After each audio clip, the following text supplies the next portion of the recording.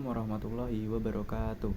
Perkenalkan, nama saya Rifto Olivier Praseptian dengan NIM C240121180. Pada kesempatan kali ini, saya akan membuat sebuah video untuk memenuhi salah satu tugas mata kuliah Biologi Perikanan. Kali ini, saya akan mereview ulang materi mengenai makanan ikan. Pada hari ini, penjelasan mengenai materi makanan ikan dijelaskan oleh Kak Vini dan Bang Firdi. Nah, pada makanan ikan itu terdapat beberapa aspek yang perlu diperhatikan. Di antaranya yang pertama itu adalah IP atau Index of Prepondence. Nah, Index of Prepondence itu jadi terbagi lagi menjadi dua, yakni ada makanan pelengkap dan juga makanan tambahan. Lalu yang kedua itu ada luas relung. Nah, luas relung ini menggambarkan seberapa besar ikan itu memiliki keberagaman terhadap apa yang dimakannya. Jadi semakin besar luas relung, maka komposisi makanan yang dimakan tentunya akan semakin beragam. Lalu yang ketiga ada tumpang tindih. Yang keempat ada PUR atau panjang usus relatif.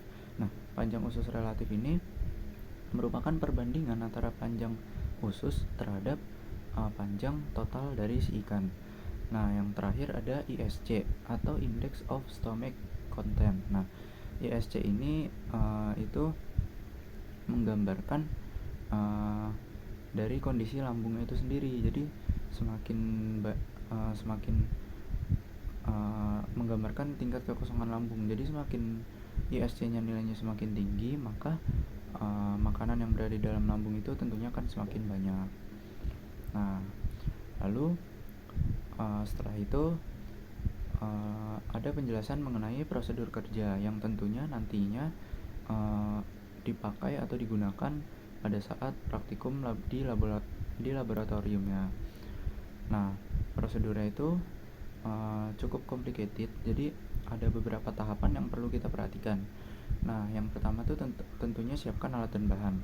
Nah, alat dan bahan ini terdiri dari seperti timbangan digital, lalu sampel dari si lambung dan usus, lalu ada aquades, cawan Petri, dan tentunya ada mikroskop untuk mengamati dari makanan ikannya itu sendiri. Nah, setelah itu tentunya kita perlu untuk memisahkan lambung dengan usus. Jadi setelah sampel itu ditaruh di cawan Petri, tentunya kita harus memisahkan nih antara lambung dan ususnya. Lalu setelah itu kita timbang dulu berat dari si lambung. Nah, habis ditimbang lambungnya, baru kita timbang lambung beserta ususnya. Kenapa? Karena pada saat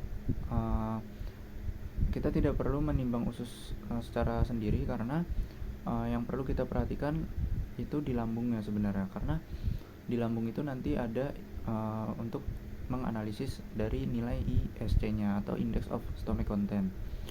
Kenapa yang usus tidak? Karena usus secara tidak langsung juga makanan sudah terurai, jadi nantinya tergabung dengan yang di bagian lambung. Nah, lalu yang ketiga itu ada setelah ditimbang, letakkan kembali di cawan Petri. Nah, setelah diletakkan, kita perlu untuk mengeluarkan isinya. Jadi makanan yang ada di lambung atau usus itu perlu kita keluarkan terlebih dahulu. Nah, setelah dikeluarkan, kita perlu untuk menimbang dari isi makanannya.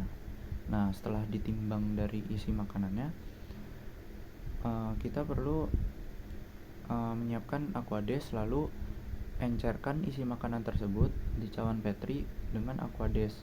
Nah, untuk cara mengencerkannya itu ada hal yang perlu diperhatikan, yakni ketika mengencerkan kita perlu memakai rasio atau perbandingan 1:4, dimana 1:4 itu misalnya 1 gram dari isi makanan ikan berbanding dengan 4 ml air 4 ml aquades. Lalu berikutnya setelah diburai, diencerkan, lalu amati sebanyak 3 ulangan. Jadi kita perlu menyiapkan 3 preparat yang berbeda beserta cover glassnya. Setelah itu kita letakkan masing-masing sampel isi makanan yang sudah diencerkan tadi untuk diletakkan di preparat. Nah, amati sebanyak 3 ulangan. Setelah itu kita perlu melakukan pengamatan sebanyak 5 lapang pandang dari masing-masing ulangan. Jadi total pengamatan yang perlu kita lihat ada 15 lapang pandang. Nah, setelah itu difoto.